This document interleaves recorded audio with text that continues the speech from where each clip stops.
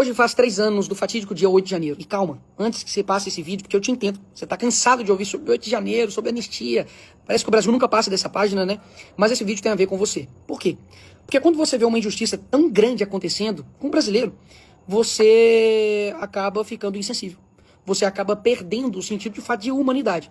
E não vê mais essas pessoas com um olhar humano, mas vê essas pessoas como um qualquer. Afinal de contas, né, não era um parente seu, não era alguém que você conhecia, afinal de contas, era só não estar lá que não ia acontecer tudo isso. Pois bem, qual afinal de contas era o crime que essas pessoas deveriam responder? Depredação de patrimônio público, ponto. Porque eles quebraram, isso é crime e ninguém concorda com isso. A não ser a esquerda, né, que quando eles depredam, aí tudo bem. Mas tirando essa parte, quando você pega a pena, é de 6 meses a 3 anos de depredação de patrimônio público. Então as pessoas eram para ter sido livres hoje, mas não. Existem ainda pessoas como a Débora, que vai ter ainda 14 anos da sua vida, ainda na cadeia, porque ela pegou um batom e escreveu "perdeu mané" numa estátua. Tem também um caso do Breno, que era um vendedor de algodão doce, também foi preso na multidão.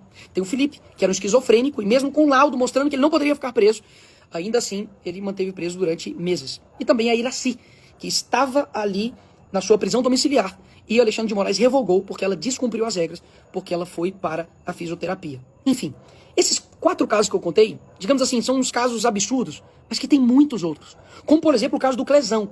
E o Clesão, ele não é um nome abstrato, sabe? Não é o nome de um inseto. É o nome de um pai que simplesmente morreu na cadeia por conta da inércia do STF. E morreu. Hoje tem uma família que não tem um pai, tem uma esposa que não tem um marido, por conta disso. E aí eu te pergunto, mas Nicolas, eles atentaram contra a democracia, né? Tá. O que você acha que atenta mais contra a democracia? O Aécio também, que foi um que está preso por 17 anos, foi o primeiro condenado de 8 de janeiro, que pegou o celular dele e falou: eles cagaram na cabeça da gente a vida inteira, agora eu que vou cagar aqui. E brincou nisso. E ele tomou 17 anos de cadeia. Quem você acha que mais atenta contra a democracia? Essas pessoas que depredaram o patrimônio público, invadiram, cometeram aí esses crimes? Ou um cara que coloca milhões de reais em uma mala, como Gedel, que foi encontrado com corrupção? Ou como alguém que foi condenado por 400 anos, né, de cadeia por corrupção também, como o Sérgio Cabral, que está livre? Ou como alguém, né, que colocou dinheiro na cueca, foi pego, e agora, né, a PGR arquivou totalmente o caso. Quem você acha que atenta mais contra a nossa democracia? Pessoas envolvidas em escândalos de roubo do INSS, pessoas pensionistas, pessoas que, enfim, têm comorbidades, problemas, né, de saúde, e recebem um dinheiro ali do trabalho deles, e elas estão sendo roubadas?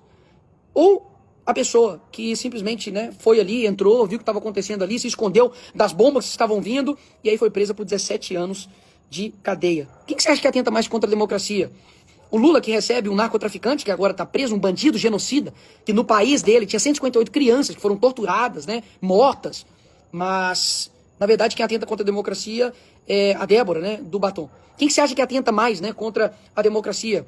Quem está dentro, né, de um escândalo, né, de banco, que recebia possivelmente aí mesada como Lulinha, ou, né, esse rapaz que estava vendendo algodão doce? A resposta, ela salta aos olhos de qualquer um. Mas quando você, brasileiro, você que está me escutando aqui, você tem uma insensibilidade com essas pessoas, você talvez não ache que eles estão te manipulando, mas eles estão.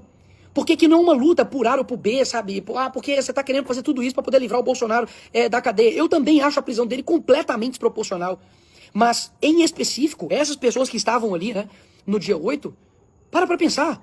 São pessoas que estão sendo literalmente colocadas de forma punitiva, para poder colocar medo na direita. Afinal de contas, se fosse de forma isonômica, igualitária, para poder realmente fazer justiça, você tinha que condenar todos também ataques que aconteceram também no Congresso pela esquerda. Lá em 2006, 2014, 2017. Eles queimaram ministérios, depredaram também patrimônio público e nada aconteceu. Por que eu estou dizendo isso? Porque a melhor maneira de vocês conquistar um povo e manter ele, né, sempre brigando um com o outro, é dividi-los. Então, esse vídeo aqui não é para você que já concorda comigo. Olha só. É para você que de fato que discorda de mim, ou que você talvez não saiba muito do assunto, por que isso tem a ver, por que essas pessoas estão presas tem a ver comigo. Porque hoje são eles. Amanhã pode ser você, e eu não tô brincando, não. Amanhã pode ser você, pastor, que dá uma opinião, isso pode ser considerado um atentado ao Estado Democrático de Direito. Não é à toa que essa semana, né, eu postei um meme do Lula sendo preso, e eles pediram a minha prisão. E a derrubaram das minhas redes sociais. O Nicolás Maduro pode ficar livre sendo um ditador. Eu tenho que ir pra cadeia porque eu postei memes e dei a minha opinião. Ou seja, isso pode chegar e bater na sua casa. Um dia que você defender, né, uma opinião, ou quiser, né, criticar algum ministro do STF, o que vai acontecer com você? Então, de forma gradual, eles estão colocando medo em todos nós. E o medo, assim como naqueles desenhos animados, né, antigos, que ia cair uma pedra em cima, assim, e ele tentava correr e não saía, a pedra caía em cima dele. Por quê? Porque o medo nos paralisa como nação. Então, hoje, o Lula vetou por completo o PL da dosimetria. Que, inclusive, por muitos disseram, né, que, nossa, a Magnish foi derrotada porque vocês apoiaram a dosimetria. Porque ela não era boa, né? Agora, que coisa que não é boa, que a esquerda trabalha até de madrugada para poder derrubar na Câmara, que eles fazem um trabalho na mídia para poder derrubar, que eles depois vetam de forma integralmente, né? O Lula veta, e, obviamente, era algo que era, assim, um respiro de liberdade para milhares de famílias, porque poderiam estar agora em casa, ou até mesmo livres, dependendo ali da redução do sofrimento delas e, consequentemente, da redução da pena delas. Então, hoje, no mesmo dia, né, que a Venezuela está mostrando que está libertando os seus presos políticos, o Brasil decide manter os seus presos políticos. Por que eu estou dizendo tudo isso e por que você está me acompanhando aqui até agora? Porque se nós começarmos a lidar somente que os problemas do Brasil é uma questão somente, digamos, materialista, no sentido de corrupção, no sentido de dinheiro, por mais terrível que isso seja, porque um dinheiro que poderia estar indo para a saúde, para a educação, para a segurança, está indo para bolso de político corrupto, mas os nossos problemas e as nossas reformas precisam ser feitas de forma individual e do nosso coração. Não tem como a gente ter um país onde tudo se é decidido somente por um homem.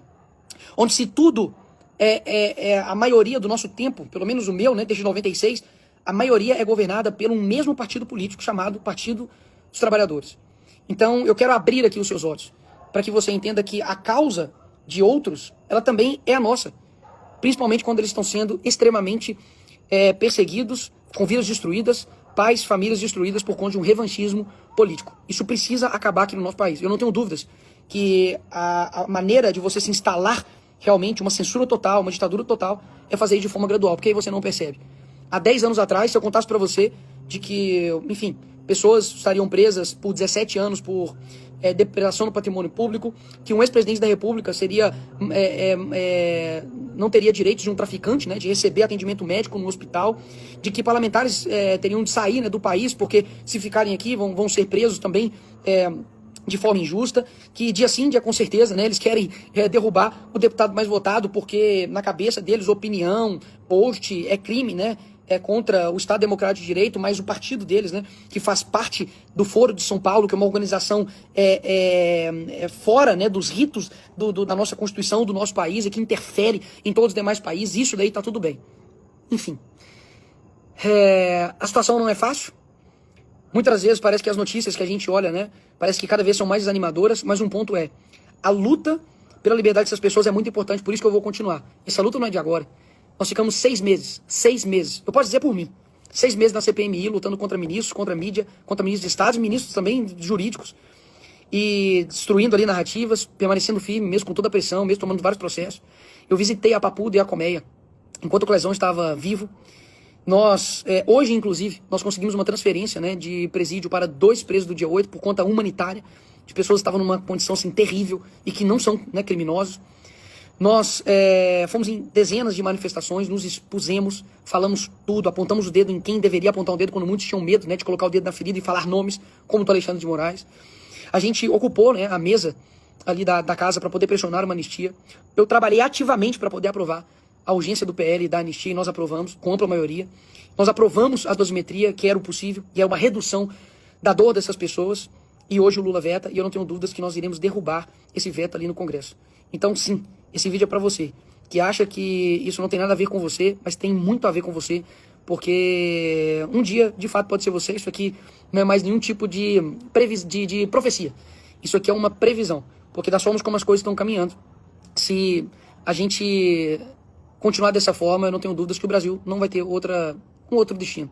A gente só vai ter um Brasil diferente se nós tivermos brasileiros diferentes. É isso.